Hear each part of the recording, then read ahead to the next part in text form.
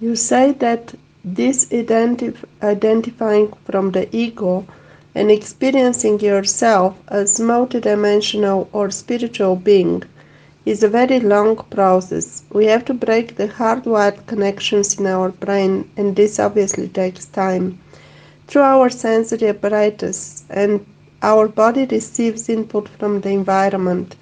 The inputs are organized by our brain and perceived and understood through our mind, which in turn triggers emotional reactions through neurotransmitters. The interpretation or perception is mostly influenced by these hardwired connections and their controlling our behavior and decision making process. All of the above is happening in time and space, and it is based largely on our raw identifications like tribe, culture, family, country in which we live. Our emotional reactions are at large compulsive and low vibrational and fear and need based. Most people operate from this reactive state, believing that something in this world causes their experience. We then want to alter the way we feel from bad to good, instead of striving to experience security that we are already okay and supported. You teach students to experience ease and peace and release tension, to go beyond reaction and attain spiritual connection of unity.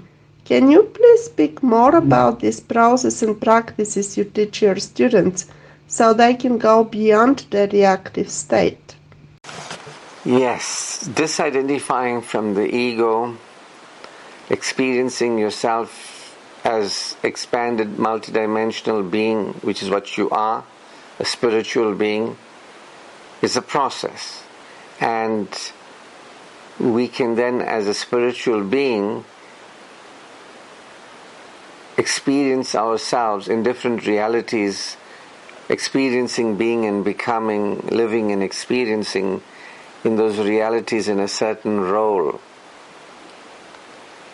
So it is a process, and people are usually so identified with their egos, the belief in need, trying to avoid feeling bad, trying to feel good, blaming others, trying to change the world around.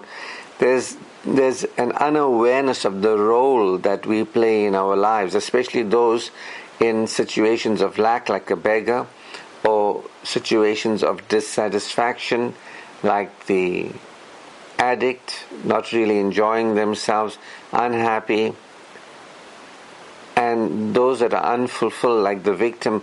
They don't realize that they are identified with their egos, that they have beliefs, and they're identified with these beliefs, and these beliefs create emotions, and these emotions are low frequency vibrations, and these low frequency vibrations cause us to react.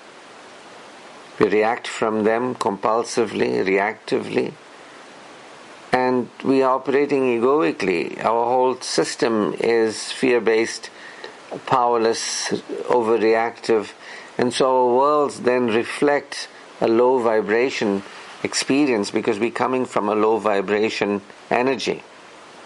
And so yes, people who identified with the mind believe that something and somebody in the world is powerful or causative, and we try to get the person to be different, or get something to be different, because we are unaware that nothing in the world has any power, is not needed.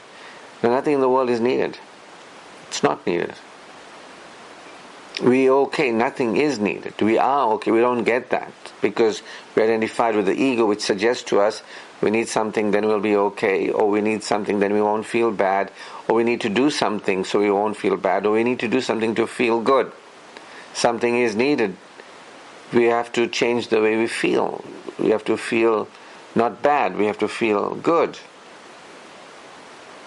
Instead of experiencing security now, supportedness now, flowing energy now, connection now.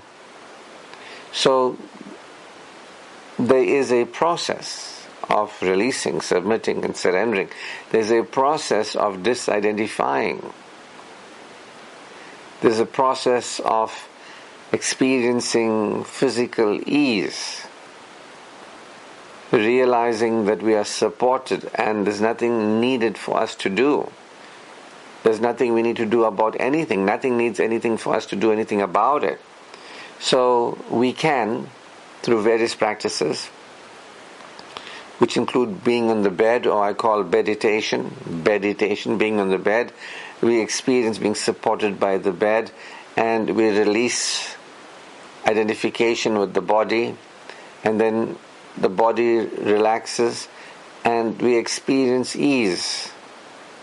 As the body releases tension, as we support the release of tension in the body, we experience ease, the energy of ease, which allows us to move into the energy of calm. Physical ease, mental calm. We experience ease, we experience calm, we experience psychological okayness, we experience emotional being pleased, and we experience spiritual connection, unity, non-separation. So yes, we can, through awareness and various practices, go beyond being controlled by the body, the mind and emotions, the identities, the roles that we play, and we can go beyond reaction. And we can experience ease, and then we can respond as a multidimensional being, as a secure being now, as a adult being now, as a being who is taking responsibility and is proactive and is supporting being pleased, satisfied and fulfilled.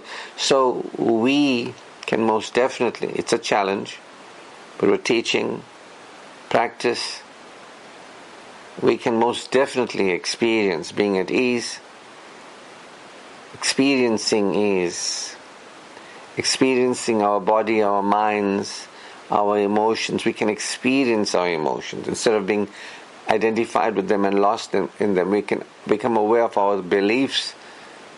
Instead of being identified with them, we can become aware of our roles and identities. Instead of being identified with them and be lost in them, controlled by the ego. Thank you as well for that question.